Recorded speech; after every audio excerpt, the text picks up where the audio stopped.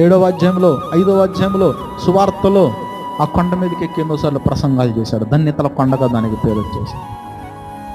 So ఇప్పుడు రోజు నువ్వు భక్తిలో ఎక్కాలా దిగాలా? ఎక్కాలి. యేసుక్రీస్తు వారు వెళ్తున్నప్పుడు పేతురు, యోహానులు, యాకోబులు ఆయనతో పాటు రూపాంతర కొండ మీదకి ఎక్కారు. ఎక్కి రూపాంతరం పొంది అక్కడ దేవుని ముఖ దర్శనం చూడగలిగారు, దేవుని ప్రత్యక్షతను చూడగలిగారు, దేవుని ప్రభావాన్ని అనుభవించగలిగారు.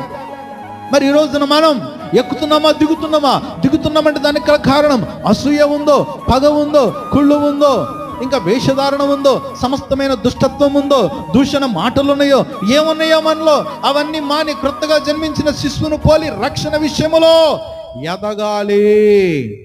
బిగ్గరగా చెప్పండి స్తోత్రం. ఎదగాలి. ఎదగకుండా ఏం అడ్డుపడుతుందో